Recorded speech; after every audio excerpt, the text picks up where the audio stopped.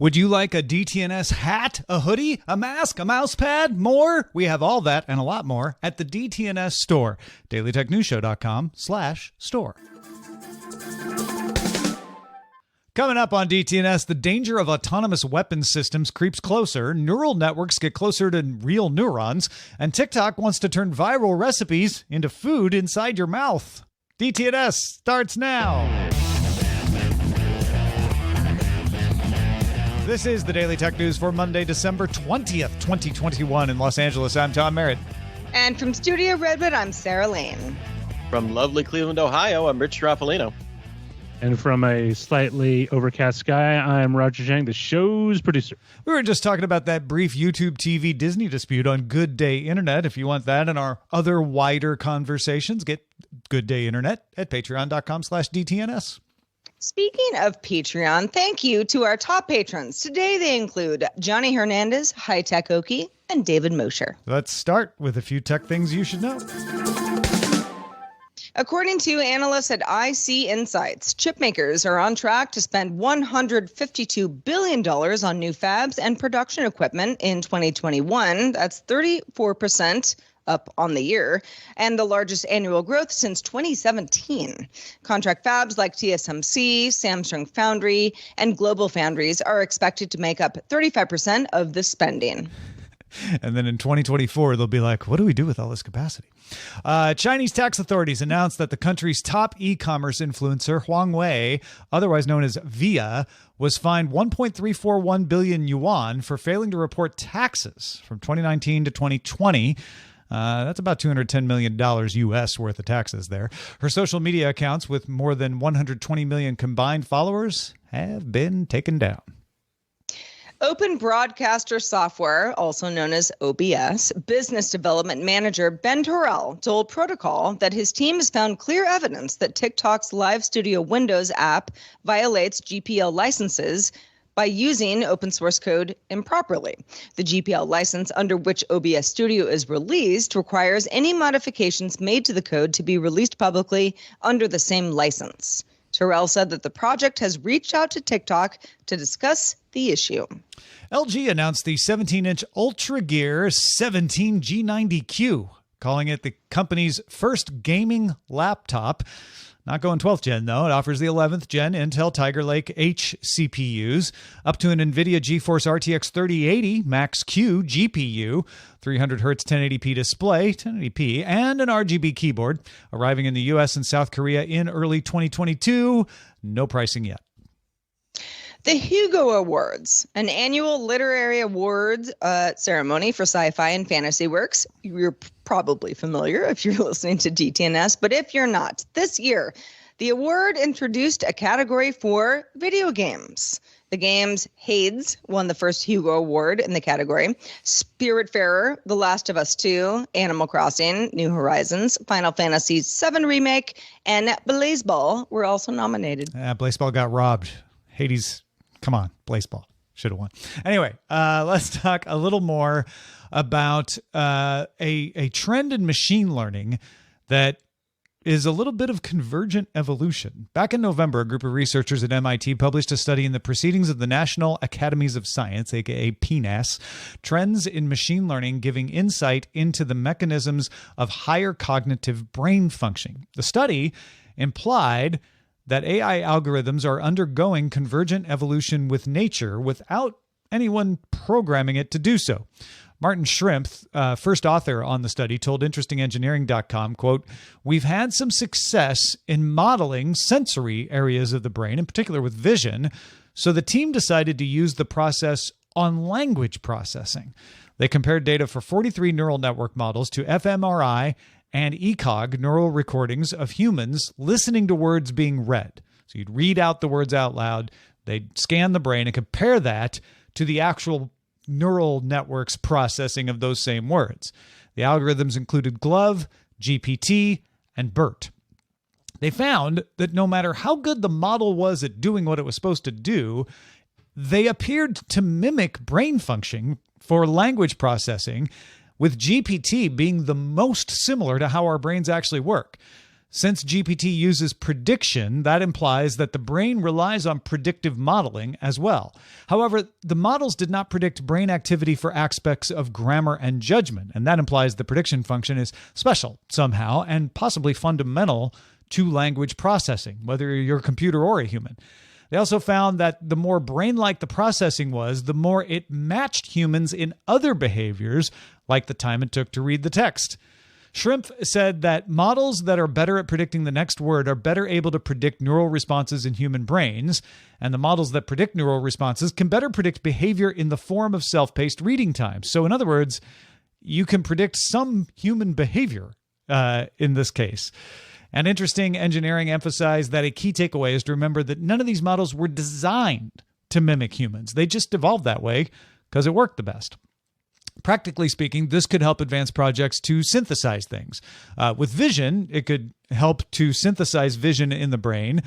For language, it could help synthesize language comprehension. In fact, we might even be able to stimulate the brain in the proper way to either see something or convert info from vision sensors into a format readable for the brain. And likewise, the advance on language models could improve learning comprehension or language comprehension for people who have disabilities, possibly even able to translate languages on the fly. Now, at the very least, this all serves as an indication of how well models are progressing.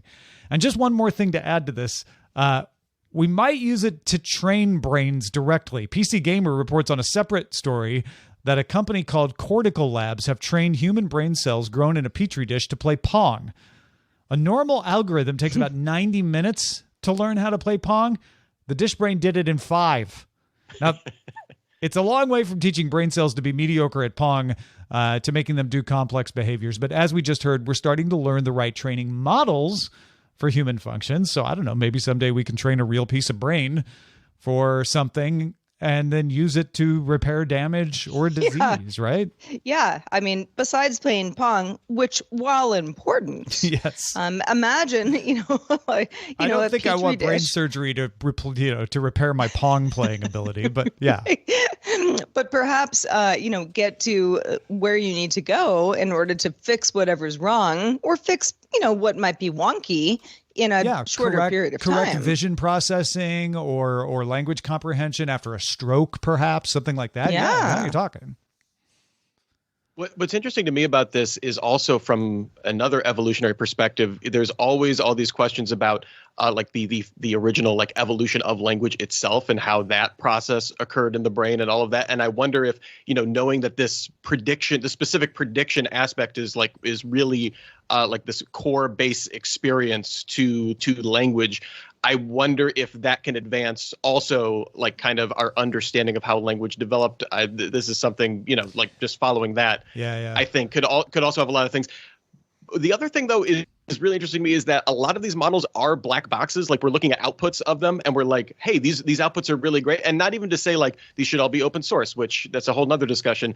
What's interesting, though, is like even just if we were to see under the black box, it might be like not comprehensible to actually see, like it would take a lot of time to figure out how exactly the models work. To be clear, AI being a black box isn't because it's not open source. These are open source models, right? Excuse me. The AI being a black box is because the data is trained and then it comes in an output, and we actually just don't know how it does it because it's not designed to show us. Yeah, that's the weird thing to me is like we're the outputs on these are so good that they mimic the brain, but we don't 100% know. Like we know how they're programmed. How it got from the code to mimicking the brain. But it does feel like we're on the right track if we're mimicking the brain, because that's been refined by evolution over millions of years. So it seems like a pretty good system, right? Shout out to the brain. Yeah. Good job, brain.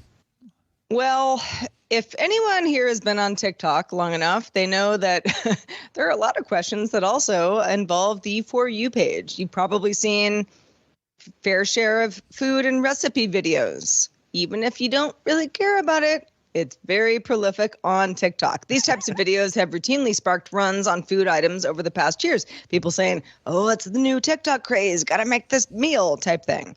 Influencers have been part of the restaurant industry for the last few years, kicked off by the popularity of the McDonald's Travis Scott meal. Might have remembered that not too long ago. So late last week, TikTok announced it's getting more directly involved in this whole thing, launching the delivery-only TikTok Kitchen in partnership with Virtual Dining Concepts. About 300 restaurants across the U.S. are planned at launch, with more than 1,000 expected by the end of 2022. These will operate out of national chains owned by Virtual Dining Concepts, including Buca di Beppo and Bertucci's. The menus will change quarterly based on TikTok's most popular food trends, like baked feta pasta, which, by the way, I tried, pasta chips, corn ribs, and smash burgers. TikTok says that profits will go to creators of the menu dishes. Now, see, that last is very intriguing. I got a little confused when they brought in that company, Virtual Dining Concepts. And I'm like, so they're just delivering Buca di Beppo? But no, Virtual Dining Concepts owns Buca di Beppo. They're going to use Buca di Beppo's kitchen to make the viral stuff. And then I started thinking like, oh, so this is like when you rip off a TikTok dance and put it in a video game, and then you get in a bunch of trouble because you didn't create the owner of the dance. But TikTok says, no, we're gonna have a royalty system somehow. I'm curious how that's gonna work. Where I'm so curious. The baked feta, or Mr. Beast or somebody can get a little coin if their menu goes viral. Well, and okay, so I was trying to unpack this earlier, where I was over the weekend I saw this news item and I was like, okay, well, sure, viral meals will definitely get attention for a short period of time. Probably not sustainable, but okay, short period of time. So yeah, if the folks who are working for Virtual Dining Concepts have the capacity to help you get that meal, and then, what is the churn? A couple weeks, and then nobody wants that anymore? Well, okay.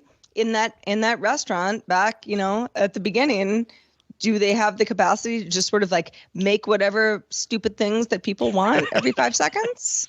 I mean, this seems like a really bad idea to me. If they've got a wide enough variety of restaurants, that's the genius of being like, oh yeah, we're using the Buca di Beppo kitchen for this. We're not creating a separate kitchen. It's like, oh yeah, so you just go to whichever restaurant happens to keep the ingredients on hand. You can move pretty fast with that. It only takes a day or two. What's remarkable to me is TikTok continuing to be very aggressive in finding ways to to let creators monetize, which outside of all of like the recommendation secret sauce that they have that is the engine of their growth and of their popularity. I think that's the other thing is to keep the content chain churning. To me is like the idea that your profits from this, you're going to have a link back to order through your TikTok virtual kitchen on your video where you showed off the smash burger or the TikTok pasta or something like that. And then you get a cut of that at the end of the day. That to me is like, I mean, they're not moving like super fast on this, but 1,000 restaurants by the end of next year is like, that's a lot of restaurants. I would call that fast. Yeah. Yeah. But compared to other platforms, it's lightning fast. Yeah, I think it's incredibly genius that TikTok is like, oh yeah, no, the user pattern here is see baked feta on TikTok, decide want to make baked feta, look at steps, say that sounds hard. TikTok says, hey, would you rather we just make it and deliver it to your house? TikTok user says, yes, I would rather you just make it for me and deliver it to my house. Step 3, profit. It's pretty smart if it works. I mean, you're not going to get any views just getting food delivered to your house, people. But you get the views. Got to make it yourself. That's true. The creators don't. You're never going to become a creator if you're ordering it. That's a good point. But baked feta is also really good. So, enjoy. Well, spoiler, the internet is lousy with spoilers. But across blogs and better moderated subreddits, some basic decorum around spoiler exists. There are spoiler tags. You see those on Goodreads and Discord. They can hide spoilery information at first glance and let you uncover it if you don't mind or won't be spoiled because you've already seen the thing. Curating your Twitter and RSS feeds goes a long way to avoiding spoilers as well. That's a lot of work, though. Sadly, the dreaded group chat can still be the Wild West, and you just never know when a sort of friend of a friend in a big old group chat just spoils it for everybody. So the messaging app Telegram is working on a way to hide sensitive content in a chat.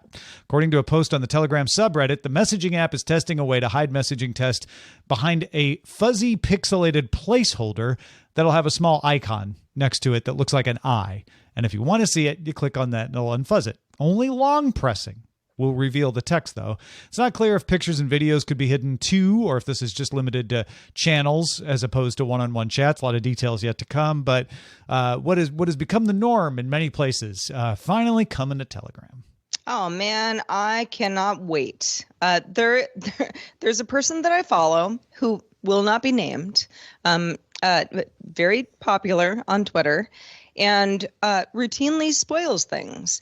And it's stuff that I've already seen, because I'm, it's like Succession, the new episode, let's talk about it kind of thing. Like, I'm watching that already. So, like, it doesn't actually affect me negatively, but I'm like, what are you doing? Why are you doing this? You have, like, 100,000 followers on Twitter. Something like this, and I understand that we're talking about Telegram, so it's a little bit different, but something like this that can just sort of be like, hey, I don't need to stop talking about what I care about. I don't need, a bunch of people to mute me or block me, but I could have an option to just like obfuscate what I'm saying because it's sensitive material. That makes so much sense.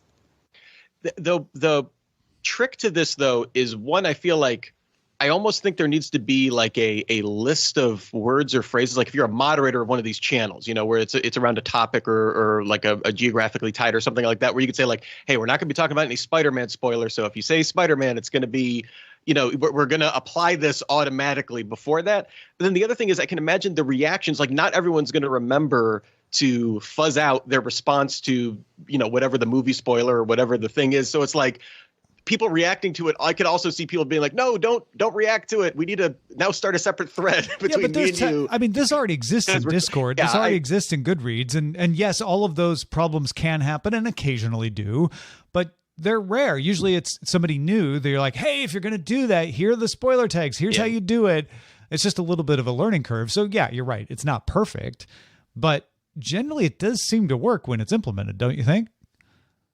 Well, it works, but I think there are enough people who just don't follow the rules. I feel like, I don't know, 1 year from now, wouldn't it be nice if because we all live in a world where we're not watching the same thing at the same time. Very rarely we are.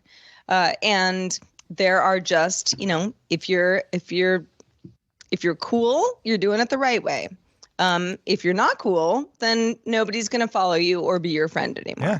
That seems to be what happens on Discord and Goodreads. The rare times that a spoiler is not hidden behind the tags, in my experience, is somebody new. They kind of get called out. Someone teaches them how to do it, and then that person either leaves or doesn't make the same mistake again. I feel like this is good. I think this is progress. Mm-hmm. Well, if you want to hear us say something spoilery on the show, good luck. We're not going to do that. But you can let us know what you do want us to talk about in our subreddit. Please use the spoiler tags where appropriate. Submit stories and vote on them at dailytechnewsshow.reddit.com. Well, every 5 years, the United Nations Convention on Certain Conventional Weapons meets to debate bans on certain weapon systems. In the past, it banned landmines, booby traps, and incendiary weapons.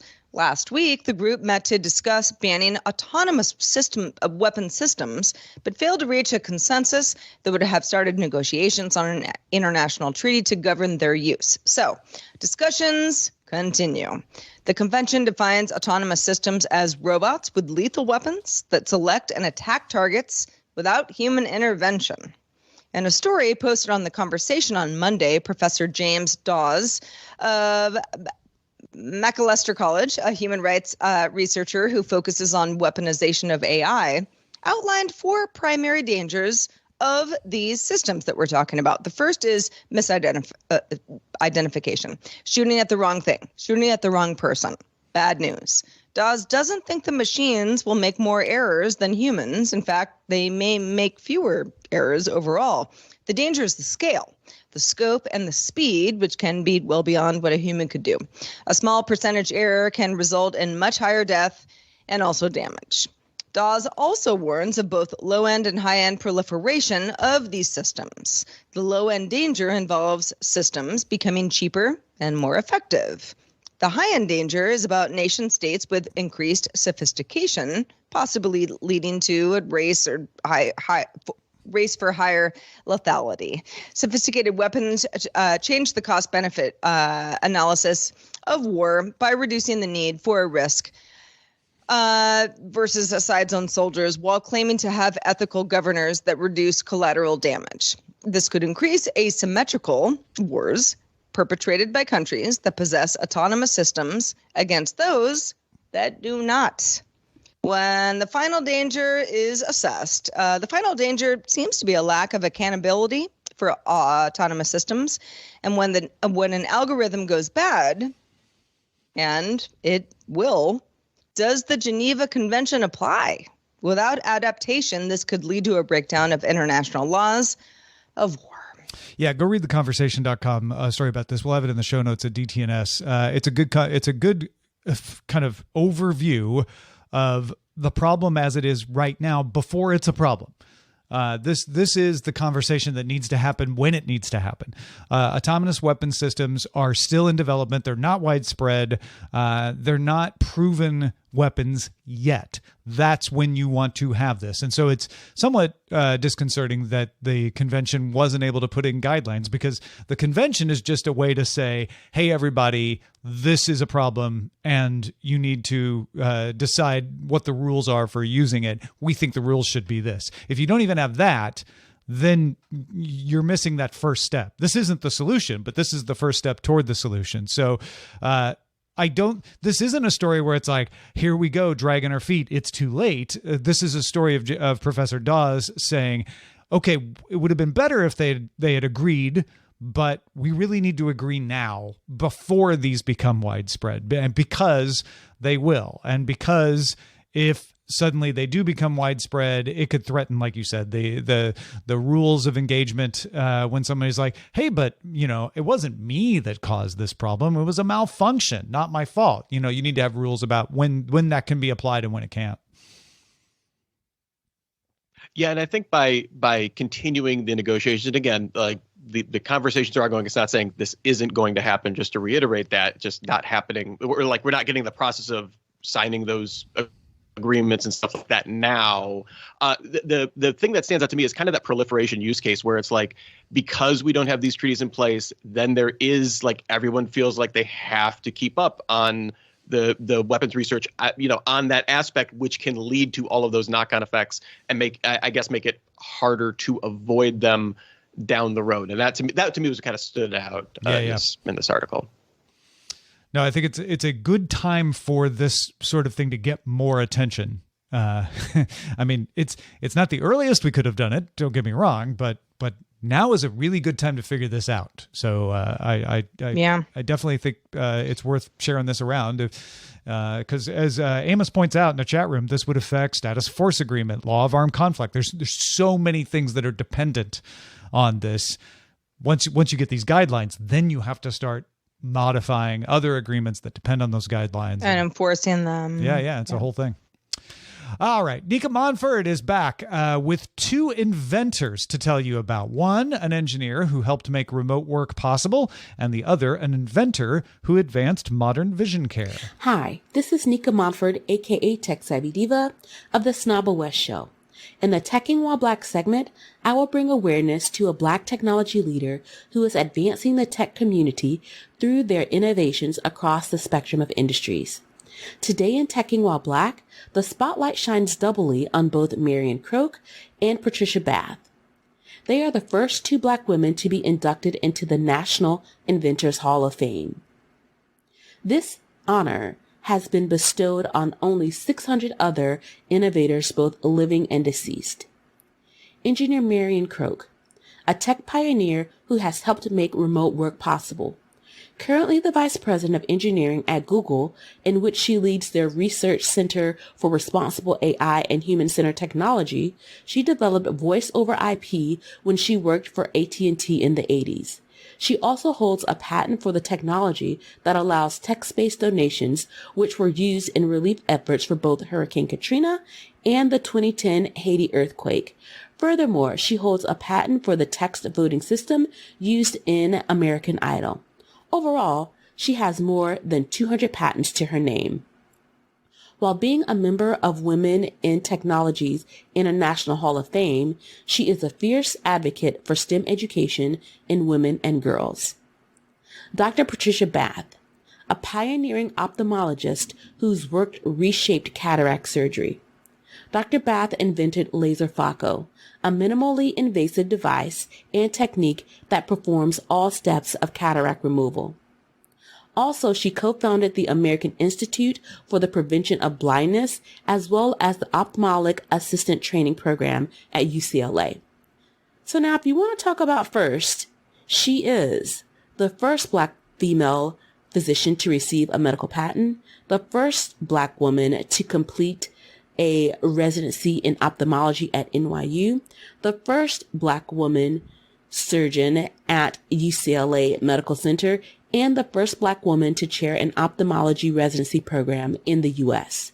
Now, if that isn't enough, she also received 5 patents over the course of her career.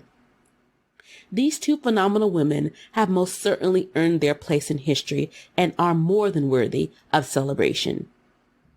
History is being made in real time every single day, so let's celebrate it now. When we are aware of all innovative voices, especially those in underrepresented groups, the tech community thrives. As we wrap 2021, tune in next year where we will highlight a new slate of Black tech innovators. Thank you, Nika. Of course, you can catch Nika Montford on Snob OS Cast every week talking about the latest Apple stuff with Terrence Gaines, a.k.a. Brother Tech. And also, she'll be coming up on our 2022 predictions show at the end of the year. See what Nika is predicting along with the rest of us for the coming tech year. Well, always good to hear what Nika's predicting because she's a smart cookie. Yeah. If you're also a smart cookie, you might play Minecraft. You know, if you do, if you don't. A lot of smart but cookies. if you do, building functioning computer processors in Minecraft is not new to you if you're actually familiar with the platform. These are made using the unique redstone material in the game to create logic gates. Some users have gone as far as to make these look like real-life PCs. Minecraft builder Sammy Uri spent several months on a particularly complex processor dubbed the Chungus 2, or Computational Humongous Unconventional Number and Graphics Unit. Because, of course, that's what it meant. This simulates an 8-bit processor with a 1 hertz clock speed and 256 bytes of RAM. Teeny tiny, makes it powerful enough to play interchangeable 2D games like Tetris or Snake in Minecraft, with each program also virtually building into the game to look like a giant game cartridge. These are always cool, aren't they? Yeah. Love them. We're approaching Zilog Z80 status. Yeah. This is Nokia candy bar phone level. You can play Snake, right? Not bad. All right, let's check out the mailbag. Let's do it. This one comes in from Greg. Greg says, I was listening to last week's episode that had a conversation about technology solving a counterfeit goods problem. So I thought of the whiskey industry. Greg says, there's a big problem with this. There have been spectrometers that can analyze right through the bottle, but that might be more of a Sotheby's kind of thing. The Macallan has used a unique cork design that doesn't fit the same one once open and has a QR code that sends a browser to a page on that particular whiskey.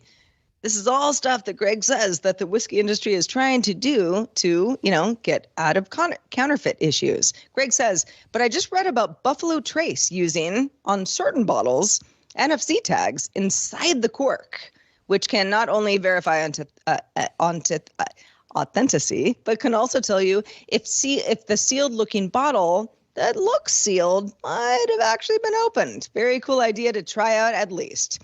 Greg says, I'm amazed that blockchain hasn't been added to that as well, but anything to make me feel better when I finally snag that bottle of Pappy. So you can trace your Buffalo Trace with the NFC tag. Yeah. Basically. Make sure that it's on. It's funny when you said the blockchain thing. I had my mouse over. I had my mouse over the C in NFC, and I thought it was going to say NFT, and I was like, "Oh no, there is blockchain." It's too late. It's good stuff. Thank you. And I will now. I mean, who doesn't love the Macallan? It's just like a basic building block of Scotch appreciation. So I'm gonna have to look for that unique cork design now. Yeah, I mean, I guess I'm not really a person that likes the Macallan, but I love the idea of something that is valuable being able to be traced. Okay. I will accept you next time I mention the Macallan. Apologies. Thank you, Tom. Appreciate that. If you have feedback on anything that we talk about, could be whiskey or Scotch related, could be about anything, please do send it our way. We love to get your feedback. Feedback at dailytechnewsshow.com is where to send that email. We also have a brand new boss, and we would like to thank our new boss, Stefan. I'm going to go ahead and think that you're like the SNL character, Stefan. Stefan just started backing us on Patreon. Thank you, Stefan. Maybe Stefan. Hard to say. Either way, we're very appreciative that you started backing us. Please don't leave. Please don't. Please don't. I mean, we will thank you every day if that's what it takes. Thank you, everybody, for being part of the show. By the way, we're live Monday through Friday at 4:30 p.m. Eastern. That's 21:30 UTC. You can find out more at dailytechnewsshow.com/live. And we will be back tomorrow with Chris Ashley. Talk to you then.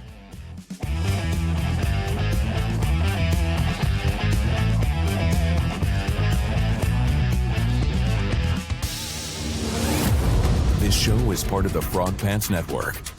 Get more at frogpants.com.